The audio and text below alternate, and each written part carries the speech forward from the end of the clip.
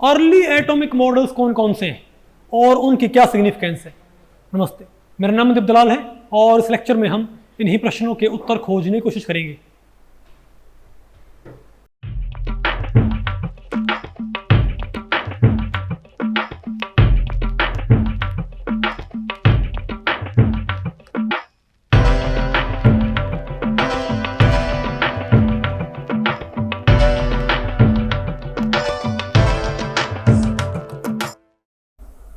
तो भाई आज हमने क्या पढ़ना है, अर्ली एटॉमिक मॉडल्स, क्योंकि इस चैप्टर का नाम ही क्या है, एटॉमिक स्ट्रक्चर। ठीक है, तो इस टॉपिक को हमने टोटल 4 सेक्शंस में डिवाइड किया हुआ है।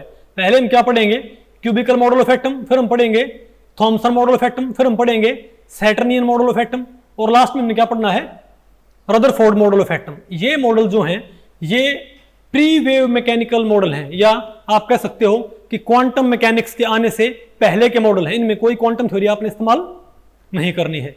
आमतौर पे हम ये मानते हैं कि जो पहला एटॉमिक मॉडल था वो कौन सा था, थॉमसन मॉडल, इजंट इट।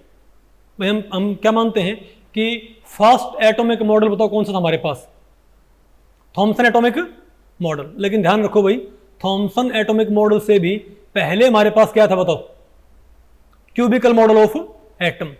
ये 1902 के अंदर आया था, 1902 के अंदर भाई, जो जीएन लेविस थे जिन्होंने Lewis theory of chemical bonding दी थी। आप ही बताओ, देखो एक बात और, आपको जो एटॉमिक पार्टिकल्स हैं उनका क्रोनोलॉजिकल ऑर्डर आपको जरूर मालूम होना चाहिए कि इलेक्ट्रॉन्स की डिस्कवरी कब हुई थी, क्योंकि आमतौर पे आपकी जो बुक्स है ना बीएससी की या 11वीं 12वीं की, उनके अंदर दुनिया भर की कॉन्सेप्चुअल मिस्टेक्स हैं। अभी मैं आपको बताऊंगा भाई। ठीक है, पहले आप अपने दिमाग में ये रखें कि 1897 के अंदर क्या डिस्कवरी हुई थी, डिस्कवरी ऑफ इलेक्ट्रॉन, और डिस्कवरी ऑफ प्रोटॉन पहले हुई थी, लेकिन कि दूसरे न्यूक्लियाई के अंदर भी क्या होते हैं, प्रोटॉन। हमको पता ना भाई कि न्यूक्लियस में क्या होते हैं, प्रोटॉन्स और न्यूट्रॉन्स। न्यूट्रॉन्स के बारे में पता लगा था 1932 के अंदर, और प्रोटॉन्स होते हैं न्यूक्लियस के अंदर। इसके बारे में पता लगा था कि प्रोटॉन होते हैं किसी न्यूक्लियस के अंदर। यह बात मालूम पड़ी थी 1917 में। यह बात आपको मालूम होनी चाहिए पहले। ठीक है, डिस्कवरी ऑफ इलेक्ट्रॉन कब है, 1897। डिस्कवरी ऑफ प्रोटॉन कब है, 1917। और डिस्कवरी ऑफ न्यूट्रॉन कब है, 1932। अब इसके बेसिस पे ही हम एटॉमिक मॉडल्स को पढ़ने की ट्राई करेंगे। ठीक है, तो सबसे पहला एटॉमिक मॉडल कब आया है, 1902 के अंदर। ध्यान रखो भाई, 1897 से पहले तो ये बात ही मालूम नहीं थी कि इलेक्ट्रॉन भी होता है। उससे पहले एटम क्या मानते थे, एक सिंगल पार्टिकल। तो आपको एटॉमिक स्ट्रक्चर का कोई मॉडल देने की जरूरत ही नहीं थी। आपको पता होगा ना 1808 में जॉन डाल्टन ने भाई क्या दिया था, एटॉमिक थ्योरी, कि हर एक पार्टिकल, हर एक मेटेरियल किससे मिलकर बना हुआ है, बहुत छोटे पार्टिकल से, जिनको हम क्या बोलते हैं, एटम्स, इजंट इट। और उस पार्टिकल को आप फर्दर छोटे पार्टिकल्स में नहीं तोड़ सकते। ये बात कब आई थी, 1808 के अंदर। और डिस्कवरी ऑफ इलेक्ट्रॉन कब है, 1897 में। तो 1897 से पहले भाई, क्योंकि एटम की सब स्ट्रक्चर के बारे में आइडिया था ही नहीं, तो आपको ये बताने की जरूरत ही नहीं कि कोई एटॉमिक मॉडल होता भी है। एटम को एक क्या मानते थे, सिंगल स्फीयर। सोडियम एटम क्या मानते थे, एक सिंगल स्फीयर। बात आपको पहले पड़ गई, एक सॉलिड स्फीयर। ठीक है बात। लेकिन डिस्कवरी ऑफ इलेक्ट्रॉन के बाद फिर दिमाग में नहीं आएगा कि एटम में से अगर इलेक्ट्रॉन निकल सकता है तो ये एटम में कहां होता है।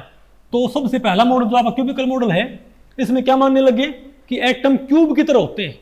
कैसे होते हैं एटम्स, क्यूब की तरह। और आप जो क्यूब्स हैं उनको आप इजीली बहुत अच्छे से 3 डायमेंशन में अरेंज नहीं कर सकते क्या, जैसे टीवी के डब्बे होते हैं, जैसे टेलीविजन। आजकल तो भैया फ्लैट टीवी आते हैं, अरे आजकल तो एलईडी वगैरह आते हैं। पहले आपको पता होगा ऐसे स्क्वायर टीवी आते थे टेलीविजन, और उनके स्क्वायरिश क्यों आया करते डब्बे। उन डब्बों को आप ऊपर नीचे रख के उनको आप एक्सपेंड नहीं कर सकते क्या। तो सिमिलरली क्या मानते थे कि मैटर में जो एटम्स होते हैं, एटम्स कैसे होते हैं, क्यूब की तरह, और उनमें इलेक्ट्रॉन्स कहां बैठे होते हैं, कॉर्नर पे। क्योंकि एक बात हमने देखी थी कि 8 इलेक्ट्रॉन से एटम क्या हो जाता है, स्टेबल। और एक क्यूब में कॉर्नर भी कितने होते हैं? 8, इजंट इट? तो आप ये बताएं कि इसके अंदर बताओ, तो ये हमारा क्या हो गया? Lithium atom. ये हमारे पास क्या है? Lithium atom. इसमें एक क्या है? Valence electron. वो कहां बैठा है? कॉर्नर पे। ये हमारा बताओ क्या है? Beryllium atom. इसमें क्या हमारे पास? 2 इलेक्ट्रॉन कॉर्नर पे, इजंट इट? फिर हमारा क्या है? बोरॉन। इसमें क्या हमारे पास? 3 इलेक्ट्रॉन कॉर्नर पे। और सिमिलरली मैं बात करूं फ्लोरीन की, तो फ्लोरीन में कितने वैलेंस इलेक्ट्रॉन्स होते हैं? 7। तो क्यूब में कॉर्नर कितने होते हैं? 8। तो 8 में से 7 कॉर्नर तो क्या है? ऑक्यूपाइड, और एक कॉर्नर क्या रहेगा? एम्प्टी। और थोड़ा बहुत इस थ्योरी ने जो बॉन्डिंग होती है उसको भी एक्सप्लेन करने की ट्राई की थी, ठीक है। वो खैर आपको Lewis theory of chemical bonding में आपको बताएंगे, लेकिन ज्योमेट्री एक्सप्लेन नहीं कर पाई है। तो आपको बात आपको मालूम पड़ गई भाई, ये पहली थ्योरी आपकी जो 1902 के अंदर आई थी। लेकिन उसके बाद 1904 में, 1902 में क्या है आपका? 1902 में क्या है आपका? Cubical model. फिर 1904 में क्या आता है आपका? Thomson model of atom. अब थॉमसन मॉडल ऑफ एटम क्या मानता है? ये मानता है कि आप एक काम करें, आप सोडियम का एटम माने, सोडियम का एटम, इसका मास कितना होता है बताओ? 23। इसका मास कितना है? और इसमें 11 क्या होते हैं? इलेक्ट्रॉन। आज हमको पता है एटॉमिक नंबर को हम क्या बोलते हैं? Number of protons. लेकिन स्टार्टिंग में एटॉमिक नंबर को नंबर ऑफ इलेक्ट्रॉन से कनेक्ट किया करते। बात आपको पहले पड़ रही है?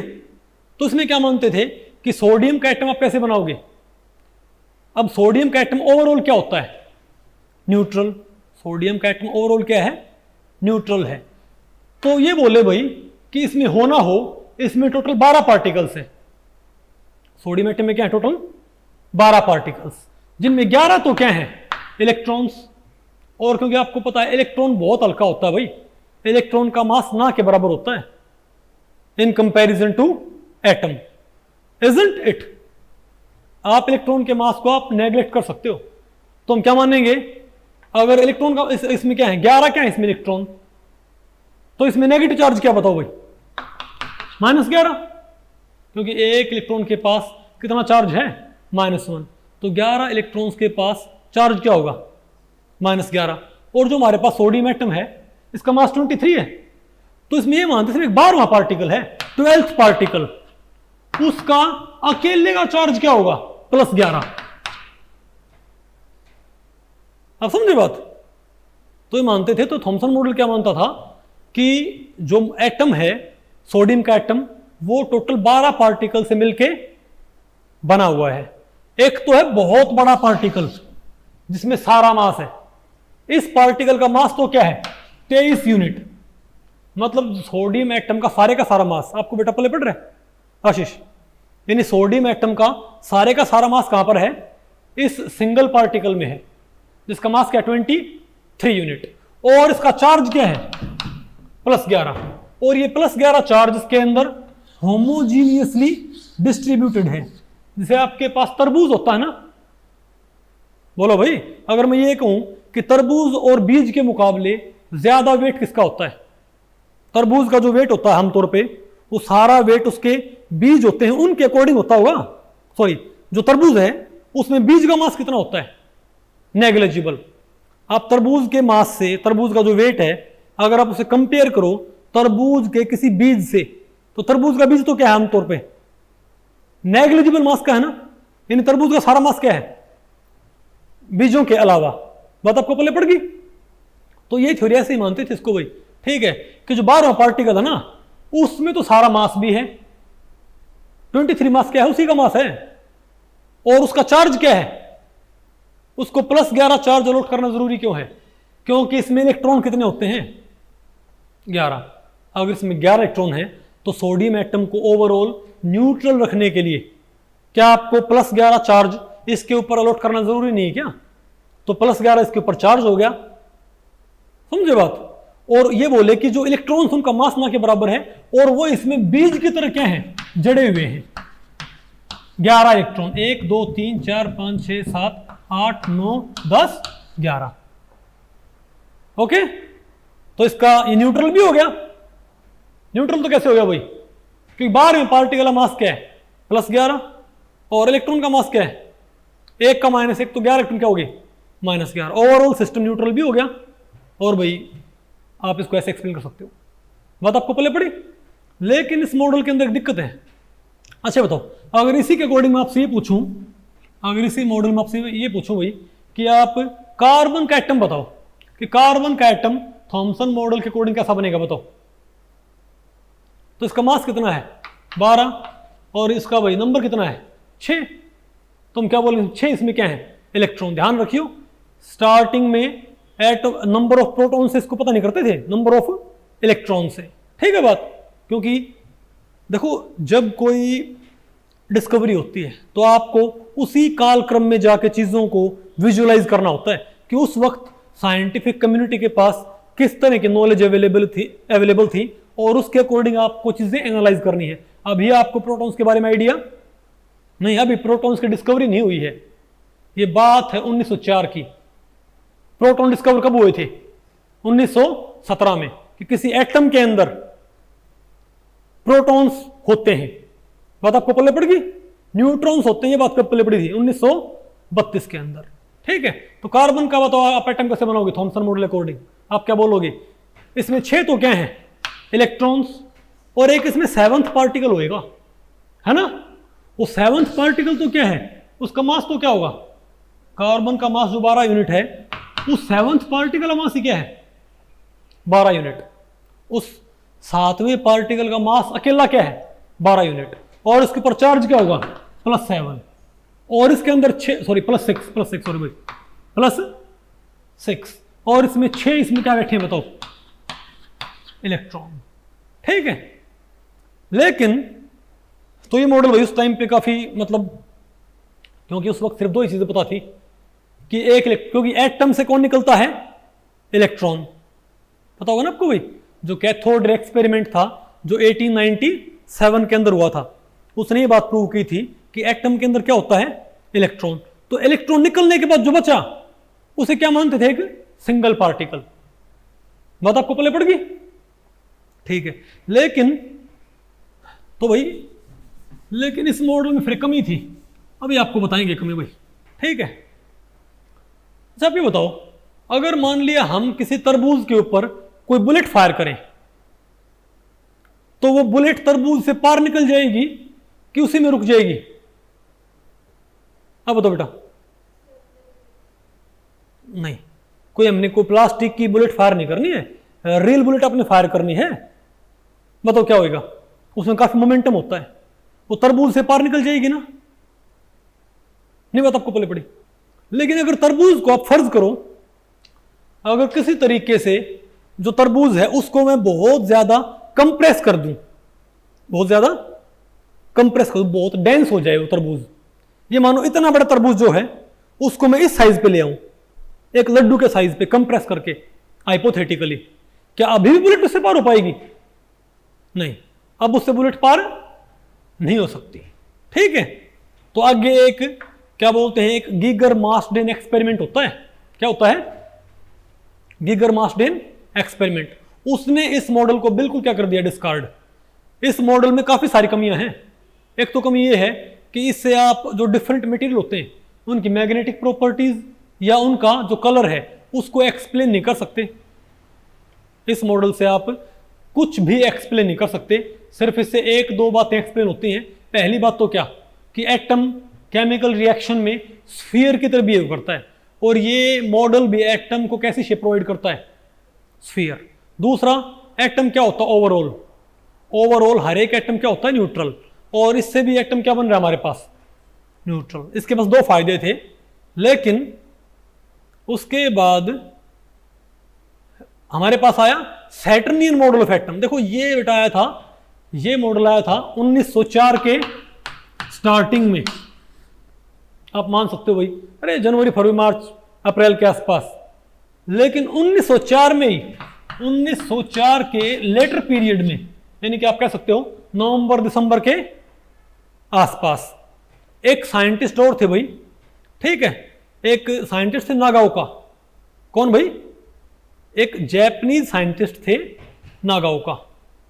उन्होंने एक मॉडल दिया उन्होंने मॉडल पता क्या दिया, सैटर्नियन मॉडल ऑफ एटम। इन्होंने क्या क्या बताओ, पहले आप ये बताओ, इसने क्या बोला है थॉमसन ने कि 12वें पार्टिकल में सोडियम में क्या है 11 इलेक्ट्रॉन और 12वां क्या है एक बड़ा पार्टिकल जिसमें सारा मास है। तो थॉमसन ने क्या किया था कि वो 11 इलेक्ट्रॉन उस 12वें पार्टिकल के अंदर फिक्स कर दिए थे। जैसे तरबूज में बीज होते हैं या लड्डू में काली मिर्च होती है, पता होगा ना आपको, सतरमी वगैरह जो होती है वही, तो वहां पर नहीं लड्डू में क्या होती है काली मिर्च मिलाकर उनको ऐसे बांध देते हैं, इजंट इट, उसके अंदर वो यूनिफॉर्मली क्या होती हैं डिस्ट्रीब्यूटेड। नागाओका के दिमाग में ये आया कि उन्होंने इन इलेक्ट्रॉन्स को इसके अंदर नहीं रखा, इसके बाहर घुमा दिया। मतलब उन्होंने क्या माना कि सोडियम में वो बोले भाई सोडियम 23 है, ठीक है, और इसका मास कितना है, सॉरी मास 23 है, इलेक्ट्रॉन कितने 11, तो बोले यहां भी क्या है 11 तो इलेक्ट्रॉन है जिनका चार्ज -11 है, और एक क्या है 12वां पार्टिकल, अब उसका अकेले का चार्ज क्या है बताओ, अकेले का +11। तो बोले तो उनका जो मॉडल था ना वो सोलर सिस्टम से इंस्पायर्ड नहीं था, उनका मॉडल इंस्पायर्ड था सैटर्न से, जो शनि ग्रह है। आपने शायद भाई अपने बुक्स वगैरह में देखा होगा ना आपने कभी, जो सैटर्न होता है उसमें क्या होता है बताओ। अगर मैं ये कहूं कि सैटर्न जो प्लेनेट है उसका सारा मास किसमें होता है, सैटर्न प्लेनेट में, और उसके चारों तरफ आपको पता है चट्टानें घूमती हैं, इजंट इट, उसके अराउंड भाई कुछ रिंग्स बने हुए हैं। तो उन्होंने क्या बोल दिया कि ये 12वां पार्टिकल है ना जो जिसका मास, जिसका चार्ज क्या है +11 और मास कितना है 23, इसके अराउंड कौन घूमते हैं वो 11 इलेक्ट्रॉन। बस थॉमसन के मॉडल में उनके मॉडल में एक अंतर है, थॉमसन ने वो 11 इलेक्ट्रॉन 12वें पार्टिकल के अंदर रख दिए। नागाओका ने क्या किया, वो जो 11 इलेक्ट्रॉन थे वो बताओ कहां घुमा दिए, इसके बाहर घुमा दिए। बात आपको पहले पड़ गई भैया, जैसे शनि ग्रह के चारों तरफ क्या होते हैं छल्ले होते हैं, इजंट इट। अरे बोलो भाई ठीक है, लेकिन नागाओका को अपने मॉडल के बारे में भाई जो कमियां थी वो मालूम हो गई थी, और उन्होंने 1908 में अपने मॉडल को भाई डिस्कार्ड कर दिया था। मतलब देखो साइंटिफिक कम्युनिटी में एक बात होती है, अगर उनको लगता है कि उनके मॉडल में कुछ कमियां हैं, उनकी जो थियोरेटिकल जो उनका आइडिया है उसमें कुछ कमियां हैं, तो उनको उसको वापस लेने में कोई दिक्कत नहीं होती। उनके लिए कोई ये मूछ का सवाल नहीं होता कि भाई ना हमारी भाई हमने ये मॉडल दिया था और हम इसको वापस ले रहे हैं। अगर ये भाई अगर कोई मॉडल देते हैं और वो जो एक्सपेरिमेंटल डेटा सेट है उसको जस्टिफाई नहीं कर पाता है, उसको एक्सप्लेन नहीं कर पाता है, तो उसको विड्रॉ करने में कोई दिक्कत नहीं होती। ठीक है, तो ये सब भाई बातें चल रही थी। अब आप देखते हैं भाई रदरफोर्ड मॉडल ऑफ एटम, क्या तो बताओ 1902 में कब आया, ध्यान रखो प्रोटॉन की बात हुई थी 1917 के अंदर, बोलो भाई। तो अब हम देखते हैं एक बारी रदरफोर्ड मॉडल ऑफ एटम, ये बात है अब बताओ भाई 1909 की। 1902 में क्या था क्यूबिकल, 1904 के अर्ली में क्या आया था थॉमसन, 1904 के लेटर पार्ट में कौन आया था नागाओका मॉडल, ठीक है बात। और 1909 में बताओ दो साइंटिस्ट थे गीगर और मार्शडेन, कौन, आमतौर पे आप बच्चे पढ़ते हो कि रदरफोर्ड ने एक्सपेरिमेंट किया था, है ना बेटा, पढ़ते हो ये गलत है। जो एक्सपेरिमेंट था ना जो भाई अरे गोल्ड फॉयल वाला एक्सपेरिमेंट था जो, वो एक्सपेरिमेंट रदरफोर्ड ने नहीं किया था, वो एक्सपेरिमेंट किया था गीगर और मार्शडेन ने 1909 के अंदर। भाई बात आपको पहले पड़ गई। उन्होंने क्या किया कि उन्होंने एक लेड का ब्लॉक लिया, उन्होंने एक लेड का ब्लॉक लिया और इसमें यहां पर रख दिया रेडियम, क्या रख दिया रेडियम। तो रेडियम से क्या निकलते हैं अल्फा पार्टिकल्स, क्या निकलते हैं।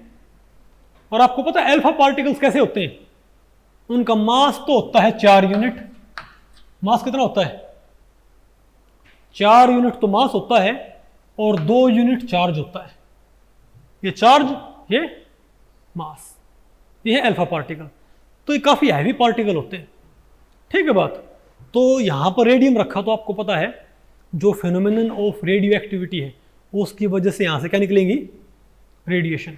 तो ये अल्फा पार्टिकल यहाँ से निकल रहे हैं। उन्होंने क्या किया, इन अल्फा पार्टिकल्स की जो बीम थी इसको डाला एक गोल्ड फॉइल के ऊपर, मतलब एक सोने की एक बहुत पतली एक पन्नी थी, अरे एक पेपर सा सोने का, ठीक है, गोल्ड, अरे गोल्ड फिल्म, बात आपको पहले पड़ी। और इसके चारों तरफ रख दिया एक डिटेक्टर, क्या, इसके चारों तरफ रख दिया एक डिटेक्टर। डिटेक्टर का मतलब क्या है बताइए। कोई भी फिल्म देखो, आपने पहले देखा हो भाई, आजकल तो खैर नहीं आते, पहले नहीं है, पहले आजकल तो भाई आपको फोटो वगैरह लेने हो तो आप सेल में, आपको अपने फ़ोन में इजीली फोटो क्लिक कर सकते हो, इजंट इट।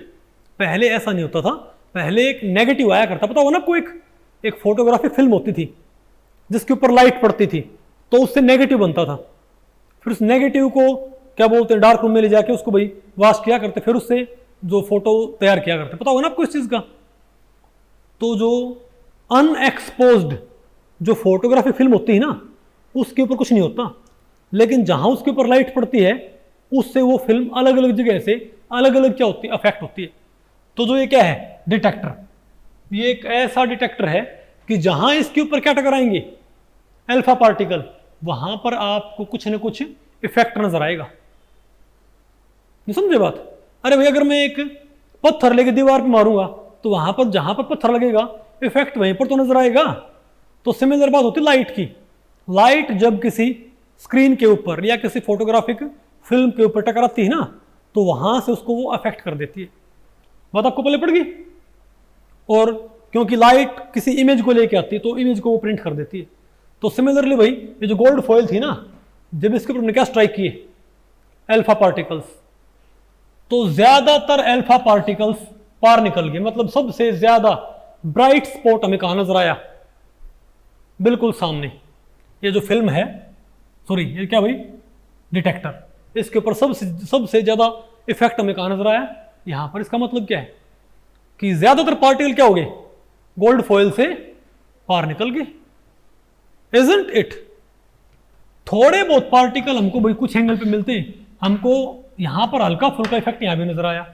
इसका मतलब क्या है, अगर यहां पर फिल्म के ऊपर कुछ इफेक्ट है, इसका मतलब कोई पार्टिकल आया था इस साइड लेकिन मुड़ गया इस साइड। नहीं मतलब आपको पहले पड़ी हुई, ठीक है। बहुत थोड़े पार्टिकल थोड़े एंगल पे डिफ्लेक्ट हुए, और एक आध पार्टिकल ऐसा था, कोई 10,000 में से एक पार्टिकल भाई ऐसा भी था जो टकरा के और बिल्कुल क्या हो रहा है, वापस। लेकिन 99.99% क्या हो गए, पार्टिकल्स पार निकल गए।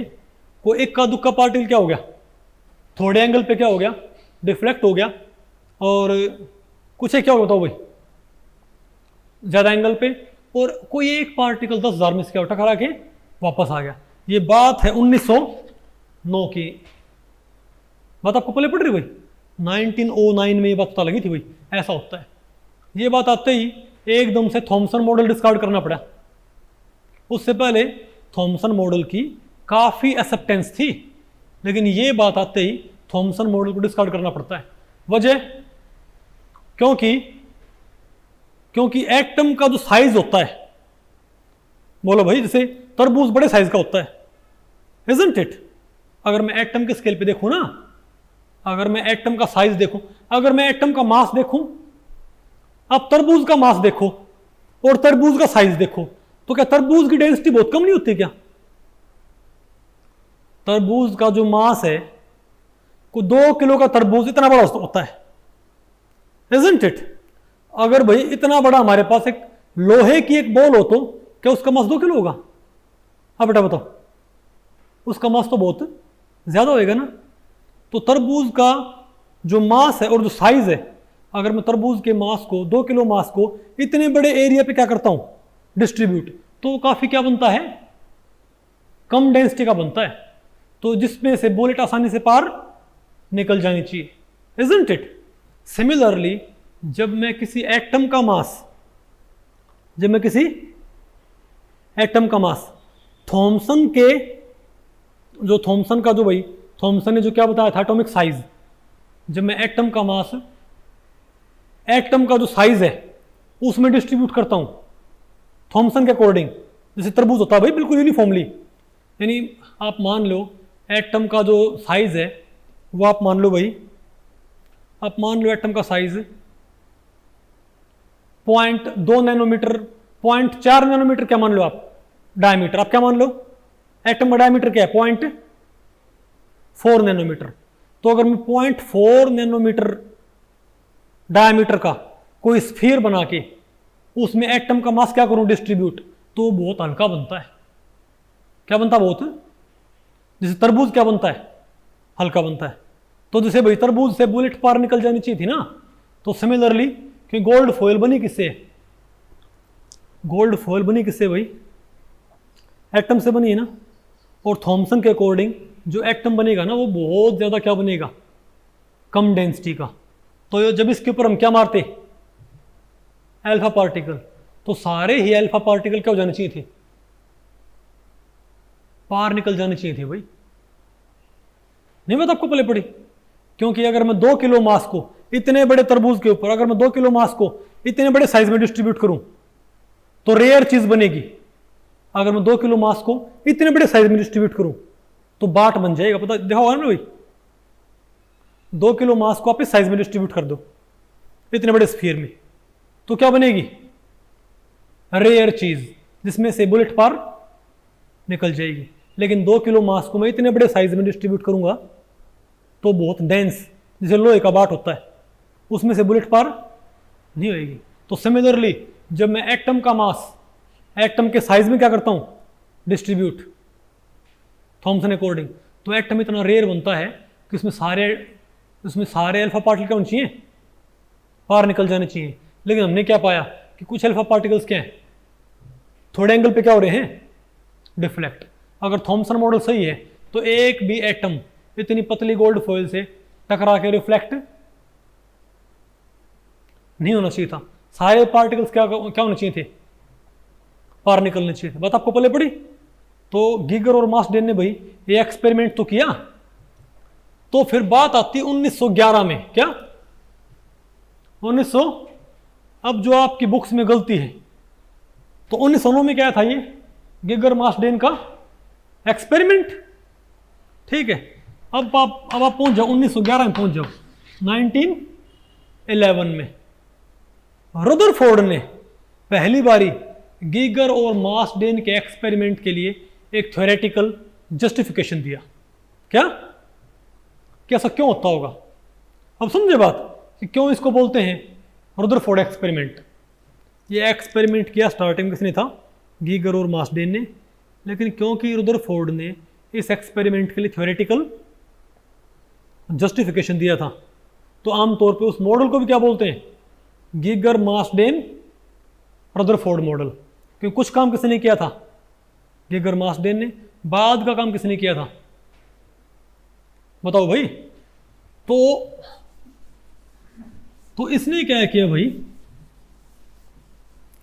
तो भाई फिर आप पहुंच जाओ 1911 में। अच्छा 1911 तक क्या आपको पता है कि प्रोटॉन होते हैं न्यूक्लियस में, सॉरी एटम में प्रोटॉन होते हैं, पता है क्या नहीं, सिर्फ कौन पता अभी एटम में इलेक्ट्रॉन होता बस, इलेक्ट्रॉन के अलावा बचा हुआ सारा पार्टिकल, इलेक्ट्रॉन के अलावा बचा हुआ सारा मास क्या मानना पड़ेगा आपने एक सिंगल पार्टिकल, क्या मानना पड़ेगा एक सिंगल पार्टिकल।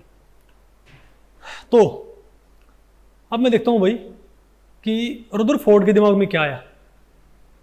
रदरफोर्ड ने भाई क्योंकि जो एक्सपेरिमेंटल जो डेटा था ना, जो गीगर और मार्सडेन का जो एक्सपेरिमेंटल डेटा था उसको सेटिस्फाई करने वाला मॉडल तैयार करना है। ज्यादातर पार्टिकल्स क्या हो गए थे बाहर निकल गए थे। तो रदरफोर्ड के दिमाग में क्या आया कि होना हो एटम के अंदर ज्यादातर स्पेस क्या होना चाहिए एम्प्टी, क्या होना चाहिए भाई। क्योंकि पहला ऑब्जर्वेशन क्या था बताओ, पहला ऑब्जर्वेशन क्या था बताओ, most of the alpha particles transmitted through the foil without any deflection, it means most of the space inside the atom must be empty, उसके अंदर खाली स्पेस होना चाहिए भाई, ठीक है। ओके, तो पहला आइडिया आ गया रदरफोर्ड के दिमाग में। दूसरा क्या देखा कि अल्फा पार्टिकल नॉर्मली आ रहा है और वो क्या हो गया अपने पाथ से डिफ्लेक्ट, क्या हो गया है। अब अल्फा पार्टिकल होता क्या है, पॉजिटिवली चार्ज्ड। क्या होता है, पॉजिटिवली चार्ज्ड। तो पॉजिटिवली चार्ज्ड स्पीशीज को कौन डिफ्लेक्ट कर सकता बताओ, पॉजिटिवली चार्ज्ड। क्यों भाई, आप खुद सोचिए, मान लिया ये कि ये एक पॉजिटिव चार्ज है और ये भी एक पॉजिटिव चार्ज है। अगर ये चीज इसके नजदीक से, अगर इससे बहुत दूर से गुजरे तो कोई दिक्कत नहीं।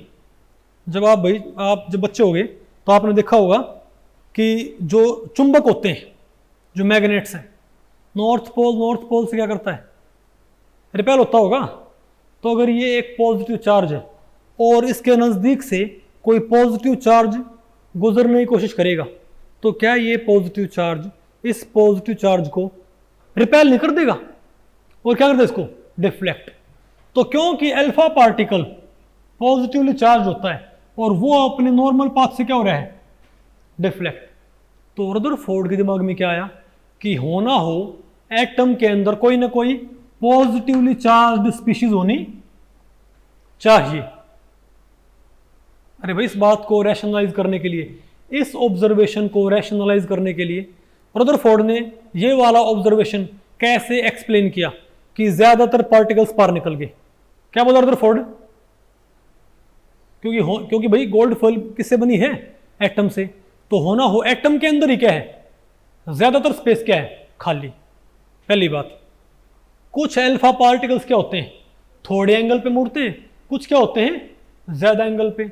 अब क्योंकि अल्फा पार्टिकल पॉजिटिव है तो उसको मोड़ने के लिए पॉजिटिव चीज चाहिएगी हमको, इजंट इट। तो क्या बोले भाई कि होना हो एटम के अंदर क्या, कोई ना कोई पॉजिटिवली चार्ज्ड स्पीशीज, जिसके अगर नजदीक से गुजरेगा तो ज्यादा क्या हो जाएगा, डिफ्लेक्ट। अगर दूर से गुजरेगा तो कम क्या होगा, डिफ्लेक्ट।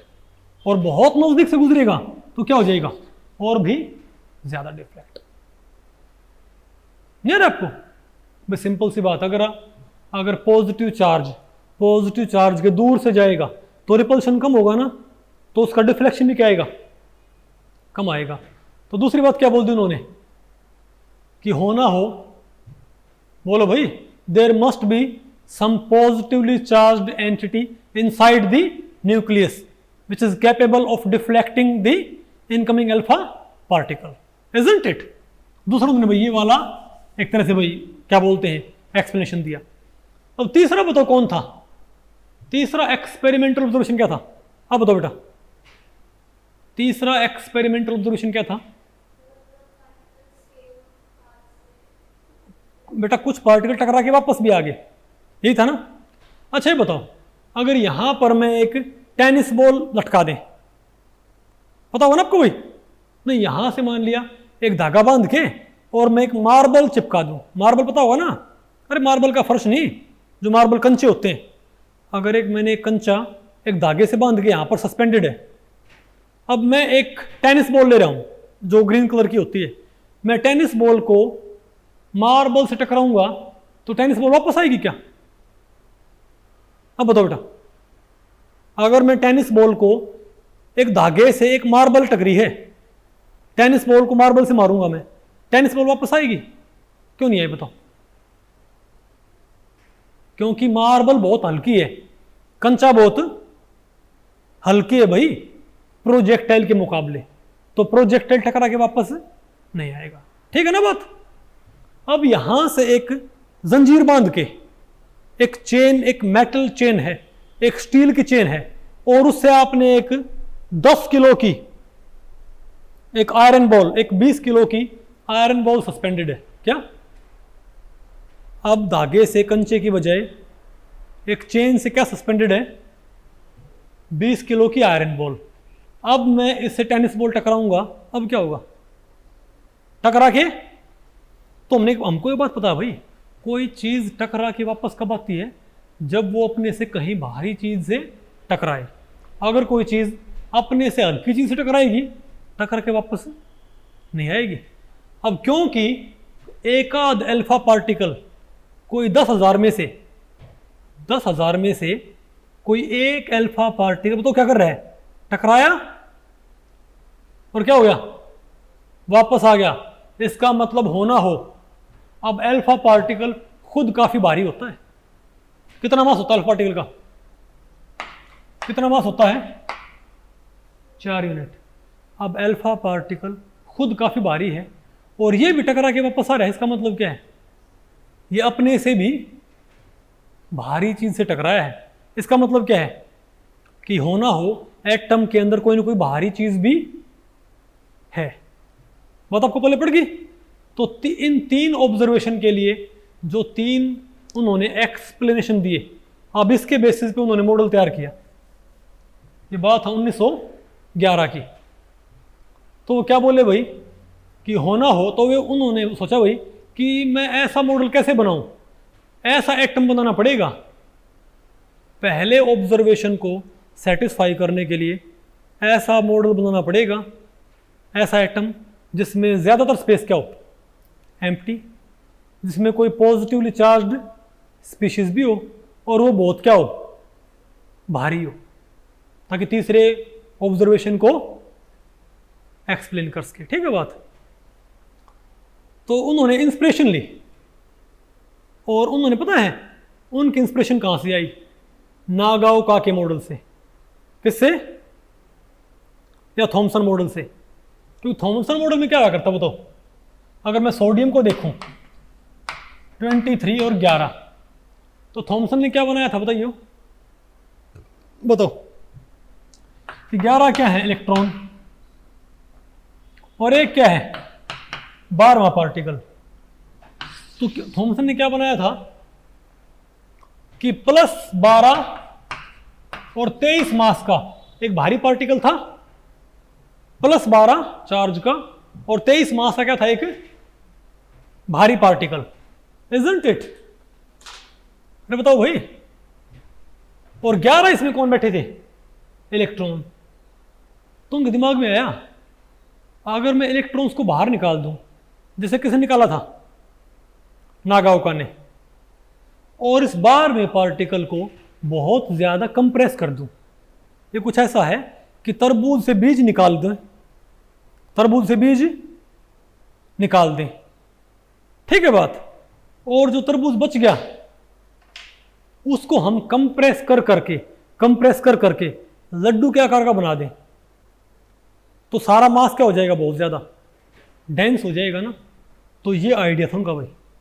ठीक है। तो बोले भाई कि उन्होंने भी क्या बनाया कि पार्टिकल क्या होते हैं, 12 ही आमतौर पे रदरफोर्ड मॉडल बनाते हैं। जब अगर आप अभी भी आप सर्च करोगे ना गूगल में रदरफोर्ड मॉडल ऑफ एटम, तो वहाँ पर न्यूक्लियस में पता क्या होते हैं, न्यूट्रॉन्स और बनाए होते हैं ना, जो एब्सोल्युटली गलत है। क्योंकि ये मॉडल आया था 1911 में। कब आया था मॉडल भैया, 1911 में आया था। और न्यूक्लियस में प्रोटॉन होते हैं, ये बात कब पता लगी थी, 1917 में। तो उससे पहले आप ये तैयार कर ही नहीं सकते भाई, बात आपको पहले पड़ी। तो रदरफोर्ड ये बोले कि सोडियम एटम भाई कि बिल्कुल वही बात है कि जो बात किसने बोली थी, थॉमसन ने, कि सोडियम एटम में क्या है, 12 पार्टिकल, 11 इलेक्ट्रॉन जिनका मास ना के बराबर है, और 12वां पार्टिकल जिसका मास क्या है 23 और चार्ज क्या है +11। लेकिन ये बोल दिया कि वो 12वां पार्टिकल है जो वो बहुत छोटा होता है, बहुत ही छोटा, उसको बहुत ज़्यादा क्या कर दो, कंप्रेस कर दो। नहीं बात आपको पहले पड़ी क्या, यानी इसका मास कितना है, अब इसका मास तो 23 है और चार्ज इसका +11 है। नहीं बात आपको पहले पड़ी। और जो इलेक्ट्रॉन वो इसके अंदर नहीं होते, इलेक्ट्रॉन को बाहर रखना पड़ेगा ना। अब दिक्कत एक है, जब इलेक्ट्रॉन इसके अंदर रखे थे तो कोई दिक्कत नहीं थी भाई। अब इलेक्ट्रॉन अपने बाहर क्यों रखने हैं, बताओ पहले आप, इलेक्ट्रॉन को बाहर क्यों रखना बताइए भाई। एम्प्टी स्पेस क्रिएट करने के लिए। अच्छा मान लिया सोडियम है, तो सोडियम के अंदर कितने पार्टिकल हैं, 12। तो 12वां तो कौन हो गया, ये हो गया, ठीक है। क्या ये बताओ, +11 और मास कितना है 23। तो 11 इलेक्ट्रॉन कहाँ रख दें बताइए भाई। तो रदरफोर्ड के दिमाग में आया, क्योंकि भाई हमने एम्प्टी स्पेस तो क्रिएट करना है, तो वो बोले कि जैसे हमारा सोलर सिस्टम होता है उसमें सन के अराउंड कौन घूमते हैं, प्लैनेट्स। तो बोले भाई क्यों ना मैं इलेक्ट्रॉन्स को दूर दूर रख दूं। तो एक यहाँ रख दिया, एक यहाँ रख दिया, एक यहाँ रख दिया, एक यहाँ रख दिया, एक यहाँ रख दिया, एक यहाँ रख दिया, 1 2 3 4 5 6 7 8 9 10 11। तो एटम की बाउंड्री कहाँ तक होगी बताओ, जहाँ तक लास्ट इलेक्ट्रॉन एग्जिस्ट करता है। तो एटम का साइज क्या हो गया, इतना हो गया ना भाई। नहीं बात आपको पहले पड़ी। और मैं आपको बताऊं भाई, एक्चुअल में ये चीज़ नॉट टू स्केल है, क्योंकि अगर मैं ये बनाता हूँ ना एटम का साइज, तो न्यूक्लियस बहुत छोटा होता है, वो ड्रॉ नहीं हो पाएगा। नहीं बात आपको पहले पड़ी। लेकिन इलेक्ट्रॉन बाहर रख दो और उनको मूव ना करवाओ, सिर्फ क्या मान लो कि जो 12वां पार्टिकल है उसका मास तो कितना है 23 और चार्ज क्या है +11, वो यहाँ रख दिया मैंने। अब एक इलेक्ट्रॉन यहाँ, एक यहाँ, एक यहाँ, एक यहाँ, एक यहाँ, एक यहाँ, एक यहाँ, बिंदु से लगा दो तो एटम बन गया। अब खाली स्पेस भी आ गया। क्या आ गया भाई, खाली स्पेस नहीं आया क्या, क्योंकि एटम, अरे भाई इलेक्ट्रॉन तो ना के बराबर होते हैं, तो ये सारा स्पेस ही क्या बताओ एम्प्टी। जैसे हमारा सोलर सिस्टम है, हमारे सोलर सिस्टम का सारा मास कहाँ है बताओ, सन के अंदर। आपको पता होना चाहिए अर्थ का मास सन के मास के मुकाबले कुछ भी नहीं है भाई। हमारे सोलर सिस्टम का सारा मास कहाँ कॉन्सेंट्रेटेड है, सन के अंदर। लेकिन सोलर सिस्टम के अंदर का डायमीटर बहुत ज़्यादा नहीं है क्या, उसमें ज़्यादातर स्पेस क्या है एम्प्टी है, पक्की बात। तो भी इनको दूर रखने में एक दिक्कत है, बताओ। हाँ बताओ बेटा, इन इलेक्ट्रॉन्स को मैं यहाँ पर सिर्फ यहाँ पर सिचुएट क्यों नहीं कर सकता बताओ, क्यों। वेरी गुड, क्योंकि भाई आप एम्प्टी स्पेस क्रिएट करने के लिए आप कहोगे इसको बोलते हैं न्यूक्लियस। ये भारी भी है, यानी इससे कोई टकराए, ये भारी भी है और डेंस भी है, तो इससे कोई टकराएगा, टकरा के वापस हो सकता है। लास्ट पोस्टुलेट क्या हो गया, लास्ट ऑब्जर्वेशन क्या हो गया, एक्सप्लेन। कोई इसके नज़दीक से गुजरेगा कम डिफ्लेक्ट, सॉरी ज़्यादा डिफ्लेक्ट, बोलो भाई, दूर से गुजरेगा कम डिफ्लेक्ट। नहीं आपको समझ में। लेकिन पहला ऑब्जर्वेशन बनाने के लिए क्या करना पड़ेगा आपको, एम्प्टी स्पेस क्रिएट करना पड़ेगा ना। तो एटम की बाउंड्री आप न्यूक्लियस तक तो नहीं रख सकते, आप एटम की बाउंड्री को न्यूक्लियस की बाउंड्रीज तक महदूद नहीं रख सकते भाई, कन्फाइन नहीं कर सकते, उनको दूर करना पड़ेगा ना एटम की बाउंड्री को। तो इलेक्ट्रॉन क्या करो, इलेक्ट्रॉन दूर दूर कर दो, क्या करो इलेक्ट्रॉन्स को दूर दूर कर दो, ठीक है। लेकिन अगर आपने इनको ऐसे ही रखा तो एक दिक्कत है, ये तो है पॉजिटिव, और जो आपने बाहर रखे हैं एम्प्टी स्पेस क्रिएट करने के लिए बिंदु है लगाए हैं, वो अट्रैक्ट नहीं हो जाएगी क्या, बोलो भाई। तो इस प्रॉब्लम को कैसे सॉल्व किया रदरफोर्ड ने, बताओ। क्यों बेटा, क्यों रिवॉल्व क्यों करवाया, बताओ।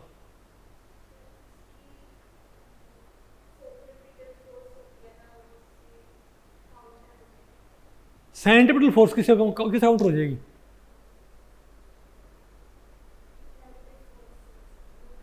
अट्रैक्टिव फोर्स ही क्या है इसकी, सेंट्रीपिटल फोर्स है जो सेंटर की तरफ लगे, वो क्या होती है सेंट्रीपिटल फोर्स। तो इनके ऊपर, सभी के ऊपर इलेक्ट्रोस्टैटिक फोर्स ऑफ अट्रैक्शन लग रही है, वही तो सेंट्रीपिटल फोर्स है। What is the difference between centripetal force and centrifugal force, और कोई डिफरेंस। सेंट्रीपिटल फोर्स बेटा किसी कोस्ट पे लगती है, centripetal force acts on the revolving body. क्या, centripetal force acts on the revolving body at the cost of gravitation of electro और electrostatic force of attraction, but centrifugal force is exerted by the revolving body. Centripetal force क्या होती है, किसी coast पे लगती है। Centrifugal force body घूमते हुए एक्सर्ट करती है। बात आपको पहले पड़ रही है? आप खुद सोचो भाई, अगर मैं इसको सोलर सिस्टम की तरफ देखूं, अगर अर्थ घूमना बंद कर दे तो अर्थ भी कहां टक्कर मार जाएगी? सूरज के अंदर टक्कर मार जाएगी। तो अर्थ जब घूमती है ना, कोई भी चीज भी घूमती है ना, ऐसे घूमती है, तो वो एक फोर्स एक्सर्ट करती है, उसको बोलते हैं सेंट्रीफ्यूगल फोर्स। आप ये बताएं, पहले आप बच्चे, आपको तो खैर नहीं पता भाई, ठीक है। हमारे टाइम पे जब हम बच्चे थे भाई, तो हम आम की गुठली से धागा बांध के ऐसे घुमाया करते, समझे, पतंग तोड़ने के लिए एक हमारा वो खास डिवाइस होया करता। अगर कभी वो हम उसको बहुत तेजी से घुमाते ना और धागा टूट जाए, तो गुठली हमेशा बाहर की तरफ भागती थी, ना कि अंदर की तरफ। वजह, क्योंकि जब वो ऐसे घूमती है ना, घूमती हुई चीज़, तो वो एक आउटवर्ड फोर्स क्रिएट करती है। क्या करती है? अगर आप एक इलास्टिक स्ट्रिंग, अगर धागा जो है वो इलास्टिक है, क्या है, आप गुठली बांधे घुमाओ तो क्या होगा, जितना आप रफ्तार से घुमाओगे ना, उतना वो धागा खिंचता चला जाएगा। उसकी वजह क्या होती है, जब कोई चीज़ घूमती है ना, तो वो एक फोर्स एक्सर्ट करती है, जो सेंटर से क्या होती है, अवे। ये एक्सर्टेड फोर्स क्या कहलाती है? Centrifugal force. बात आपको पहले पड़ी? तो अगर अर्थ स्टैटिक हो जाए, टक्कर कहाँ मार जाएगी? सूरज में। तो वो टक्कर ना मारे, उसे घुमाना पड़ेगा भाई, और कोई तरीका ही नहीं। तो मैंने स्टार्टिंग में इलेक्ट्रॉन कैसे रखे, बाहर रख दिए, मैंने बाहर बिंदु से लगा दिए, ठीक है। और मुझे क्या लग रहा है, ओहो एटम बन गया भाई, एम्प्टी स्पेस ही बन गया, एम्प्टी 23 इलेक्ट्रॉन लगा दिए चारों तरफ, वैसे स्पेस में चिपका दिए हवा में, एम्प्टी स्पेस ही बन गया, ठीक है। पॉजिटिव चार्ज भी है और हैवी सेंटर भी है। लेकिन दिक्कत क्या है, आप ये नहीं कहोगे भाई ये इसमें टक्कर मार जाएंगे, क्योंकि इलेक्ट्रोसिटी फोर्स ऑफ अट्रैक्शन लग रही है। तो मैं चाहता हूं टक्कर ना मारे, मैं क्या करूं, घुमा दो। बोलो भाई, अगर आपके पास एक डोली में पानी है और आप चाहते हो गिरे नहीं, काम करो उसको ऐसे घुमा दियो, गिरेगा नहीं वो, क्योंकि उसके ऊपर क्या लग रहा है, उस पानी के ऊपर सेंट्रीफ्यूगल फोर्स एक्सर्ट करेगा। बात आपको पहले पड़ी? तो आप समझे, मजबूरी थी भाई। ये थॉमसन के दिमाग में ऐसे आइडिया नहीं आया। देखो, जब भी आपने क्या करना होता है, जब साइंटिफिक कम्युनिटी के पास उस वक्त जो नॉलेज अवेलेबल थी, आपने उसी नॉलेज के बेसिस पे सोचना होता है। उस वक्त उनको प्रोटॉन्स के बारे में नहीं पता, न्यूट्रॉन्स के बारे में नहीं पता, तो पहले मॉडल बनाया ये। इस मॉडल में कमी क्या है, सारे टक्कर मार जाएंगे इसके अंदर, ठीक है। तो उनके दिमाग में आया, अर्थ को टक्कर मारने से रोकने के लिए क्या करते हो, अर्थ पे भी तो एक फोर्स लगती है, घुमा दे तो ना हमारी टक्कर। क्योंकि अगर मैं इसी इलेक्ट्रॉन घुमा दूंगा, अभी इसके ऊपर सिर्फ क्या लग रही है, सेंटर की तरफ फोर्स लग रही है। लेकिन अगर ये घूमने लग जाएगा तो इसके ऊपर एक बाहर की तरफ भी फोर्स लगने लग जाएगी भाई। नहीं बात आपको पहले पड़ी? तो दोनों फोर्स क्या हो जाएंगी, बराबर। तो यहां घूमने लग जाएगी। और एक बात ध्यान रखियो भाई, जितनी दूर घुमाना हो ना, सेंटर से कोई चीज क्या हो, जितनी दूर घुमानी हो उतनी ज्यादा एनर्जी प्रोवाइड करनी पड़ती है। एक कढ़ाई है, एक कढ़ाई में आप एक कंचा घुमा दो ऐसे, ठीक है बात। तो कंचा जब घूमता है, पहले आपने कंचे को भी काफी एनर्जी दी, तो कंचा कढ़ाई में दूर घूमेगा ना। अब बेटा बताओ भाई, वो कंचा दूर घूमेगा। लेकिन ऐसे घूमते घूमते क्या फ्रिक्शन की वजह से वो एनर्जी लूज नहीं करेगा क्या? और एनर्जी लूज करते करते तो क्या होगा, वो नजदीक आएगा। आप इसको ऐसे भी समझ सकते हो, अगर मान लिया आपके पास 3 धागे हैं, 1 मीटर, 5 मीटर, 10 मीटर, उनसे एक गुठली बंधी हुई है, 1 मीटर धागा, 5 मीटर और 10 मीटर। आपने ऐसे घुमा के धागा स्ट्रेट करना है, ज्यादा एफर्ट कब लगेगा, 10 मीटर के धागे को स्ट्रेट करने में। नहीं समझे बात? 1 मीटर का धागा ऐसे घुमाने में आसान रहेगा कि 5 मीटर का कि 10 मीटर का। और 1 किलोमीटर का धागा हो, उससे गुठली बंध रही हो भाई, कितना एफर्ट लगाना पड़ेगा बताइए। तो इस बात से आप एग्री करते हो? दूर घूमने के लिए क्या चाहिए? ज्यादा एनर्जी, और नजदीक घूमने के लिए क्या चाहिए? कम एनर्जी। इसीलिए क्या होता है, कढ़ाई में जब मार्बल घूमती है तो जब क्या होती है, वो उसके पास एनर्जी ज्यादा होती है तो दूर घूमती है, लेकिन जैसे जैसे क्या होती है, वो एनर्जी लूज करती है तो क्या होगी, वो लगातार नजदीक होती है, नजदीक आएगी भाई वो। नहीं बात आपको पल्ले पड़ रही? मतलब उसके ऊपर सेंट्रीफ्यूगल फोर्स लगातार क्या हो रही है, कम हो रही है, लेकिन सेंट्रीफ्यूगल फोर्स क्या लगातार, मतलब सेंट्रीफ्यूगल फोर्स तो बढ़ी रही है, मतलब उतनी ही है, तो क्या होगा, लगातार वो अंदर की तरफ आएगा। तो इस इलेक्ट्रॉन को ये टक्कर ना मारे इसके अंदर, इनको घुमाना क्या था जरूरी। अब मैं आपको बताऊं, आमतौर पे बुक्स में 2 मिस्टेक्स हैं रदरफोर्ड मॉडल के अंदर। पहली मिस्टेक तो ये होती है, चलो पहले इसको हम देख लेते हैं भाई। आगे तो इसे घुमा दिया इसने, रदरफोर्ड ने, तो ये बोला भाई गोल्ड फॉयल ऐसे बनी हुई है कि आप ये मान लो कि आपने एक एटम पतली, आप फर्ज करो आपने एक एटम की मोटाई की आपने क्या बना ली, गोल्ड फॉयल। ठीक है बात, तो कैसे नजर आएगी मुझे बताओ। ये क्या है, ऊपर एक एटम, फिर दूसरा, फिर तीसरा, तो यहां पर ज्यादातर स्पेस क्या है, एम्प्टी। तो यहां से क्या होंगे, पार्टिकल बाहर निकल जाएंगे। जो नजदीक से गुजरा ज्यादा डिफ्लेक्ट, दूर से गुजरा ऐसे ही, और जो सामने आ क्या होगा, रिफ्लेक्ट बैक। आ गया ना आपको? तो भाई ऐसे रदरफोर्ड ने अपना मॉडल बना दिया। ठीक है बात, नहीं आ रहा आपको समझ में? अब इस मॉडल में यूजुअली भाई बुक्स में गलतियां क्या होती हैं, गलतियां इसके अंदर ये होती हैं, एक तो आमतौर पे मानते हैं कि ये एटम को डिस्क लाइक शेप देता है। आशीष बोलते नहीं, बोर मॉडल क्या बोलते हैं कि एटम को क्या देता है, ये डिस्क लाइक शेप, जो गलत है।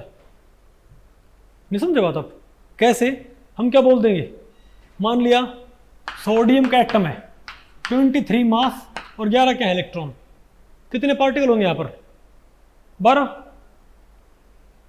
तो न्यूक्लियस में मास क्या होगा वो, तो प्लस 12 तो क्या होगा, सॉरी प्लस 11 क्या होगा, बार में पार्टिकल चार्ज क्या होगा, प्लस 11, और मास 23। आमतौर पे एक तो गलती ये करते हैं कि रदरफोर्ड मॉडल बनाएंगे और यहां पर क्या कह देंगे कि 11 तो क्या होगे, प्रोटॉन, और 12 क्या होगे, न्यूट्रॉन। पता होगा ना आपको भाई।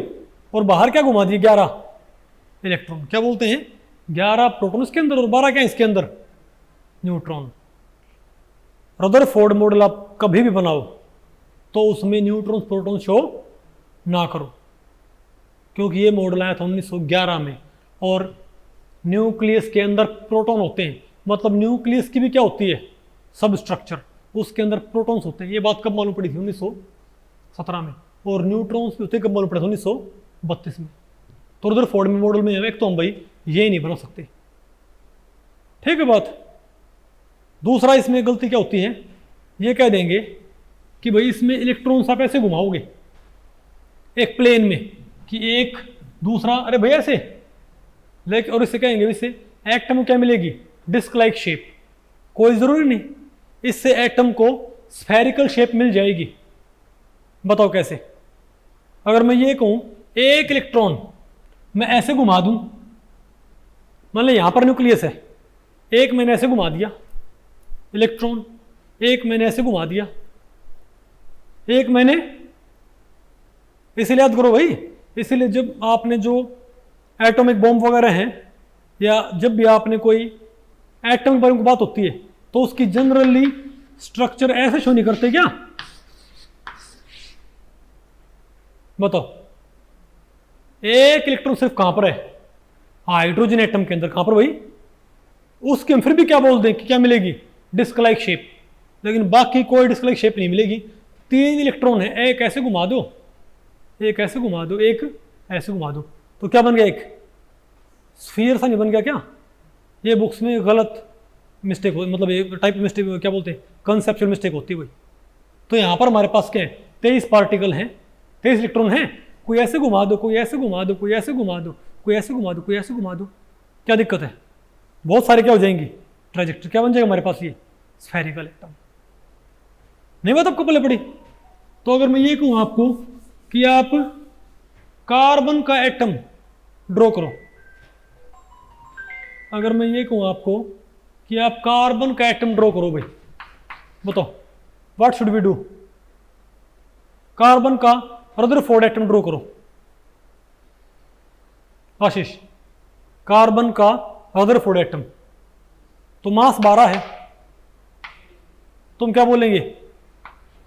इलेक्ट्रॉन 6 है, तो प्लस 6 का, तो इसमें क्या होंगे 7 पार्टिकल, 7वें पार्टिकल का मास तो क्या होगा अकेले का 12 यूनिट, क्या होगा? यह है न्यूक्लियस, और चार्ज अकेला क्या होगा +6। कभी भी ये ना बोल दियो इसके अंदर कि 6 प्रोटॉन और 6 न्यूट्रॉन, क्योंकि भाई इस टाइम पे डिस्कवर नहीं हुआ था। आप गूगल में सर्च करोगे ना तो ज़्यादातर में ऐसे गलत डायग्राम दिए होते हैं इसके, बात आपको पल्ले पड़ गई। और 6 बाहर क्या घुमाने इसके इलेक्ट्रॉन, तो 1 2, अरे बोलो भाई, एक ऐसे घुमा दिया, एक ऐसे घुमा दिया, एक ऐसे घुमा दिया, एक ऐसे घुमा दिया, कैसे घुमा दो भाई? नहीं आपको ठीक है बात? ओके, तो आपको लग रहा है कि रदरफोर्ड मॉडल काफी अच्छा मॉडल है ना? लेकिन इसकी एक लिमिटेशन है, बताओ क्या? लेकिन भाई इस मॉडल की क्या है एक लिमिटेशन, बताओ क्या लिमिटेशन है? चार्ज इन मोशन क्या एमिट करता है? अगर चार्ज मूव करे तो क्या एमिट करता है बताओ? आपने पढ़ा 11वीं में, चार्ज इन मोशन, अगर चार्ज पार्टिकल मूव करे ना तो वो इलेक्ट्रोमैग्नेटिक रेडिएशन एमिट करता है। क्या करता है? Electromagnetic radiation. और इलेक्ट्रोमैग्नेटिक रेडिएशन क्या होती है? एनर्जी होती होगी, नहीं समझे आप? चार्ज इन मोशन क्या एमिट करता है? Electromagnetic radiation. और इलेक्ट्रोमैग्नेटिक रेडिएशन क्योंकि एनर्जी होती है, तो मैं क्या बोलूंगा कि चार्ज इन मोशन क्या एमिट करता है? Energy, according to classical theory. होएगा ना ये? तो अब दिक्कत क्या है भाई? अब दिक्कत ये है इस मॉडल के अंदर, इस मॉडल के अंदर दिक्कत ये है कि आपने बना के न्यूक्लियस, क्या बना के, और दूर में एक इलेक्ट्रॉन रख दूं ऐसे ही, तो इसको स्टैटिक रख नहीं सकते, इलेक्ट्रॉन को आप स्थिर रख नहीं सकते। क्यों भाई? टक्कर मार जाएगा। क्यों? क्यों क्या लग रही है इसके ऊपर? सिर्फ सेंटर की तरफ फोर्स लग रही है, तो टक्कर ना मारे इसके लिए क्या करना पड़ेगा? घुमाना पड़ेगा। ठीक है, घुमा दिया इसको भाई, लेकिन घूमते हुए क्या एमिट करेगा? Energy in form of electromagnetic radiation. तो आप ये नहीं कहोगे अगर ये घूमने लग जाए, इसको टक्कर मारने से रोकने के लिए घुमा दो, घुमा दिया, अब घूमते हुए एनर्जी एमिट कर रहा है, तो इसकी एनर्जी क्या हो रही है? कम हो रही है। तो अगर इसकी एनर्जी कम होएगी तो क्या होगा? ये नजदीक नहीं आएगा। बोलो भाई, अगर कढ़ाई में कंचा घूम रही है, अगर घूमते हुए कंचे की एनर्जी कम होने लग जाए, वो कहाँ जाता है? सेंटर की तरफ। तो अगर घूमते हुए इलेक्ट्रॉन की एनर्जी कम होने लग जाए तो ये भी कहाँ जाएगा? ये फिर से टक्कर मार जाएगा। इसको बोलते हैं आगे कुआ पीछे खाई। अगर ना घुमाए तो मर गए, नहीं? सांप के मुंह में से सुंदर, उगले बने ना निगले बने भाई। ना घुमाए तो मर गए, टक्कर मारेगा, और घुमाए तो मर गए, क्यों? घूमते हुए क्या करेगा? ये इलेक्ट्रोमैग्नेटिक रेडिएशन की फॉर्म में एनर्जी एमिट करेगा, एनर्जी घटेगी, फिर टक्कर मारेगा। इसका मतलब क्या? इसको भाई टक्कर मारनी है। तो इस तरीके से रदरफोर्ड मॉडल की भी क्या भाई एक तरह से ये लिमिटेशन है। नहीं समझे बात? आप एक पत्थर भी घुमाते हो, आप एक पत्थर घुमाते हो ऐसे, ठीक है? एक काम करो, एफर्ट लगाना बंद कर दो, तो पत्थर घूमते हुए पत्थर की एनर्जी कम होने लग जाएगी ना। तो अगर घूमते हुए पत्थर की एनर्जी ज्यादा है तो दूर घूमता है, लेकिन जैसे ही एनर्जी कम होगी तो क्या इसका घूमने का रेडियस कम नहीं होएगा, और लास्ट में वो धागा हमारे हाथ से लिपट जाएगा और ऊपर से टक्कर मार देगा हाथ को, होएगा ना ऐसा। तो सिमिलरली तो रदरफोर्ड मॉडल में, तो रदरफोर्ड मॉडल कैसे बनाया बताइए? थॉमसन मॉडल था, थॉमसन मॉडल था, उसमें क्या किया, जो 12वां पार्टिकल होया करता सोडियम का, बोलो भाई, इलेक्ट्रॉन्स के अलावा जो जितना मास था उसको आप क्या माना करते, एक सिंगल पार्टिकल, उसे क्या कर देते हैं, कंप्रेस, इलेक्ट्रॉन बाहर स्कैटर कर दिए, लेकिन दिक्कत क्या थी, टक्कर मार जाएंगे, तो घुमाना पड़ गया। अब घुमा दिया तो भी टक्कर मार जाएंगे भाई, कि घूमते हुए वो एनर्जी रिलीज करेंगे, और अगर उनके खुद की एनर्जी कम होएगी तो उनको फिर से क्या होगी, टक्कर मारनी पड़ेगी। तो भाई ना घुमाएं तो दिक्कत, घुमाएं तो दिक्कत। तो इस तरीके से Rutherford model of atom fail हो गया भाई। इसमें आप दो बातें आपने ध्यान रखनी भाई, बताओ कौन कौन सी। एक तो ये मॉडल 1911 में आया था, ठीक है, कभी भी रदरफोर्ड में एटम बनाओ तो न्यूट्रॉन प्रोटॉन ना दिखाओ सेंटर में। दूसरी, इससे कभी भी क्या ना बनाओ इसको प्लेनर, रदरफोर्ड एटम प्लेनर नहीं होता, ठीक है बात, ओके। अब चलो भाई इसके ऊपर आप एक आध क्वेश्चन बताओ आप मुझे, ठीक है, बताओ, how many particles would you expect in sodium atom as per Thomson model. ये बताओ, थॉमसन मॉडल के अकॉर्डिंग आप सोडियम एटम में कितने पार्टिकल मानोगे, 12 पार्टिकल, 11 इलेक्ट्रॉन जिनका चार्ज क्या है -11, और एक पार्टिकल 12वां पार्टिकल जिसका मास क्या है 23 और चार्ज क्या है +11। आ गया आपको ये? अच्छा तो भाई ये बताओ सेकंड क्वेश्चन क्या है, which of the following statement about early models of atom is false. बोलो भाई, एटम के जो शुरुआती मॉडल हैं उनके बारे में कौन सा कथन असत्य है, बताओ, बोलो भाई, बताओ क्या है। Thomson atomic model was not inspired by Saturnian model of atom. ध्यान में क्या बोला था भाई आपको, क्योंकि इलेक्ट्रॉन को बाहर घुमाने का आइडिया रदरफोर्ड से पहले किसको आया था, नागाओका को, तो भी तो क्या बोलते हैं उसको, सैटर्नियन मॉडल ऑफ एटम। आपको स्टेप टू स्टेप पढ़ना पड़ेगा ना भाई, तो बताओ, तो रदरफोर्ड वहीं से इंस्पायर्ड थे, ठीक है। तो क्या ये स्टेटमेंट ठीक है? अब बताओ बेटा शुभांगी, क्या ये स्टेटमेंट ठीक है क्या कि ये मॉडल इससे इंस्पायर्ड नहीं था, बताओ। अब अरे बल्कि भाई मेरे ख्याल से वो होना चाहिए, लेविस एटम, क्या ये इज फॉल्स, इनमें से कौन सा कथन भाई इंस्पायर्ड था? ये तो ठीक है बिल्कुल, ये तो क्या बिल्कुल ठीक है। बोलो Thompson model was not inspired bye, अरे थॉमसन वाला है, थॉमसन का मॉडल थोड़ी ना इंस्पायर्ड था, थॉमसन मॉडल तो पहले आया था, तो वो इंस्पायर्ड नहीं था किससे, सैटर्नियन मॉडल से। रदरफोर्ड मॉडल क्या था, इंस्पायर्ड था। तो पहली स्टेटमेंट ठीक है भाई। दूसरी बताओ, Lewis model of atom could not explain the molecular geometries perfectly, ये भी ठीक है भाई। लेविस का मॉडल ज्योमेट्री एक्सप्लेन नहीं कर सकता। ये जब आपको पढ़ाएंगे ना केमिकल बॉन्डिंग, जो आपका नेक्स्ट चैप्टर उसका नाम ही क्या है, केमिकल बॉन्डिंग, यानी कि मॉलिक्यूलर स्ट्रक्चर, क्या उसमें आपको ये वही क्या बोलते हैं, Lewis theory of chemical bond, valence bond theory, MO theory, वो आपको पढ़नी पड़ती है, ठीक है। तो भाई लेविस मॉडल ज्योमेट्री एक्सप्लेन नहीं कर सकता, बिल्कुल ठीक है भी। और बताओ, as per Rutherford model of atom, बताओ, the electrons reside outside the nucleus. ये कहता है इलेक्ट्रॉन तो न्यूक्लियस के बाहर रहते हैं, ठीक है बात। अच्छा बताओ, और लास्ट में क्या है, Rutherford's model was the first to encompass quantum hypothesis. ये कहता है रदरफोर्ड मॉडल क्वांटम थ्योरी के ऊपर बेस्ड पहला मॉडल था, नहीं, पहला मॉडल क्वांटम थ्योरी के ऊपर कौन सा था बताओ, आप आगे पढ़ो, आप बताओ बेटा। बेटा VSEPR theory molecular geometry explain करने के लिए होती है। एटॉमिक मॉडल कौन सा होता है? Bohr model. बात आपको पहले पड़ेगी। क्यूबिकल, थॉमसन, सैटर्नियन, रदरफोर्ड, 4 मॉडल हो गए। उसके बाद क्या होता है? तो ये चारों मॉडल क्या है?